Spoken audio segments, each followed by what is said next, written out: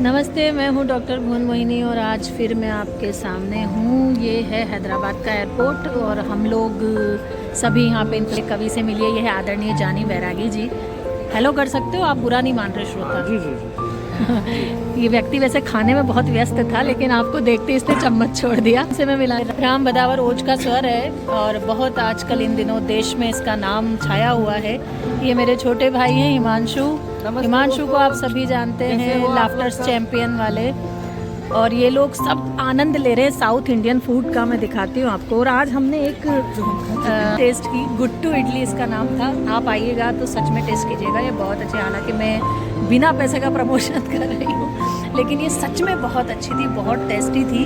हम लोग हुबली से कार्यक्रम करके लौट रहे हैं और हैदराबाद हमारा स्टे, यहाँ से 2 बजे हमारी फ्लाइट है। और फिर आज मुझे खाते गाँव जाना, मुझे और आदरणीय जानी बैरागी जी को। गुट्टू इडली का स्वाद डॉक्टर भुवन मोहिनी जी ने कहा और इन्होंने शायद कहा, बोले गुट्टू जो इडली है ये वाकई में दक्षिण भारत के हैदराबाद के एयरपोर्ट पे ही मिलती है। तो जानी जी जरा इसे टेस्ट किया जाए तो बड़ी तकदीर वाली भी है और बड़ी वो भी है, समझती है। तो हमने गुट्टू इडली खाई है और कोशिश करेंगे कि ऐसी गुट्टू इडली इंदौर में मिले, और ना मिलेगी तो जहाँ मिलती है वहाँ उनसे कहेंगे कि भाई हैदराबाद को इंदौर करें।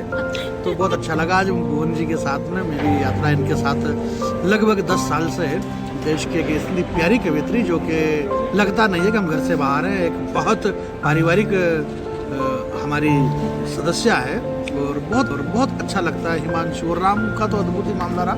और ये हैदराबाद का एयरपोर्ट भी बहुत अच्छा लग रहा है, क्योंकि इसके बारे में किसी ने कुछ नहीं कहा था, मैं बोल देता हूँ, है ना। तो ऐसा है कुल मिला के। और ये भी लगे कि भाई कम से कम हवाई जहाज में हम बैठते रहते हैं।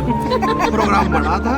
सुरेंद्र शर्मा जी पद्मश्री जो कि हमारे साथ में थे। कल प्रोग्राम हुबली में था, ये भी बताना पड़ेगा क्योंकि कुछ चीज़ें लोगों को पता नहीं रहती। तो कल हुबली का एक प्रोग्राम था जिसमें पद्मश्री सुरेंद्र शर्मा जी थे, जिन्होंने काव्य कलश रखा।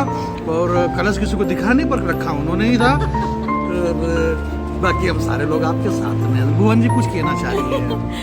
आप जानी के रस से बहुत परिचित है। एक्चुअली मैं इन्हें, ये मुझसे बड़े हैं और कविताओं के मामले में भी और इस इंडस्ट्री में भी। लेकिन जब मैंने इनसे परमिशन ली कि यार ये जानी जी और ऐसा लंबा बोलना, जो अपनापन जानी में आता है वो किसी और शब्द में आ ही नहीं पाता, तो इन्होंने मुझे परमिट किया, तब से मैं इन्हें जानी बुलाती हूँ।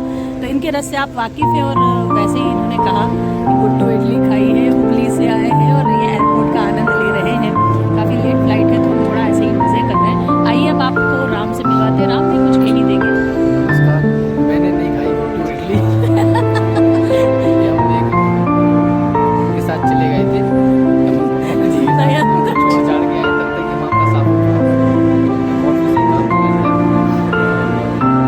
गरम ग्लास कॉफी पीनी क्या होता। अपने को क्या मतलब यार, अपन अपना घर से आए, अपन अपना घर चले जाएंगे। अपन अपने घर से बाहर 8-8, 10-10 दिन रोते फिरो, अपने घर के सामने दूसरे रोते फिरो, क्या मतलब है? पर आदमी खाली होता ही नहीं, आदमी तो भरा ही रहता है 24 घंटे। तो मैं आपको एक बात बता रहा हूँ कि जैसा सबने बताया है कि यहाँ पे हैदराबाद में इडली बहुत अच्छी मिलती है। ये अच्छी क्यों मिलती है? ये अच्छी इसलिए मिलती है क्योंकि ये अच्छी है और ये अच्छी बनी है। और ये कहाँ बनी है? ये हैदराबाद में बनी है। हालांकि ये बात आपको बता दी गई है, लेकिन फिर भी मैं बता रहा हूँ आपको, ताकि आपको भी मालूम पड़ जाए कि मैं भी जानकार आदमी हूँ। बाकी ऐसी कोई विशेष बात नहीं है। राम ने बोला कि हमने कॉफ़ी पी, तो हमने कॉफ़ी इसलिए पी क्योंकि कॉफ़ी के पैसे जानी भैया ने दिए थे। जानी भैया हमारे बड़े हैं, वो हमको जेब में हाथ नहीं डालने देते हैं। हाँ, ये बात अलग है कि वो कॉफ़ी के एवज में हमको उनका बहुत सारा ऐसा ज्ञान लेना पड़ता है जो मर्जी नहीं कर सकते, हमको उसको निकालना पड़ता है। तो बहुत अच्छा लग रहा है और भगवान का ये धन्यवाद है कि हम सब एक साथ हैं। ये तो पता नहीं इस एयरपोर्ट पे कैसे बीतते। और भुवन दीदी जैसा कि सब पता है, कभी सुनने लगे तो रोज का काम है। बहुत बहुत धन्यवाद, बहुत बहुत आभार। मस्त रहिए, स्वस्थ रहिए, जबरदस्त रहिए। मैं वापस कैमरा मोड़ रही हूँ जानी की तरफ। जानी कुछ कहना चाहते हैं आप? मेरे को लग रहा है आपके मन में कोई भाव आ रहे हैं। मेरे मन में कुछ नहीं। जैसा कि अभी डॉक्टर साहब ने कहा था भुवन जी ने कि अब भुवन जी तो काय के लिए, जब ये मेरे को जाने की सकती है काय के भुवन जी, उन्होंने बहुत अच्छी बात कह रही थी कि यार ये जीवी और मैंने कि किसी चीज़ को बड़ा करने की बजाय छोटे में जितना मजा है ना।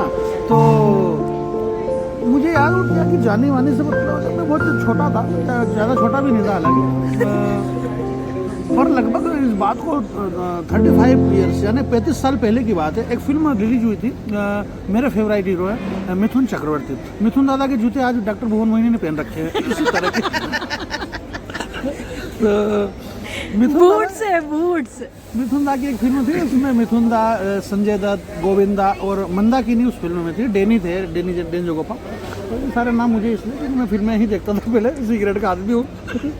तो क्या हुआ साहब कि उस फिल्म में एक गाना था, जाने का दिल तुझ पे आया जूली, समीर साहब का संगीत था। और जोली जोली जूली जूली तू तो मेरी जाने का जान दिल है। तुम तो पे ये जो आया जानी, जूली। तो मैं इसको पढ़ता था उस दिनों, मेरे दोस्तों ने कहा बोले जानी का मतलब क्या है, तो मुझे सर ने बताया था कि जानी एक क्रिश्चियन नाम है जिसमें आई अगर लगता है। जानी यानी कि चाहत, जानी यानी प्रेम, जानी यानी मोहब्बत, जानी यानी सत्य, जानी यानी शाश्वत, जानी यानी सत्य। ये क्रिश्चियन बाइबल के अंदर इसका वर्णन भी आया है जानी का कहीं वाह। कहीं।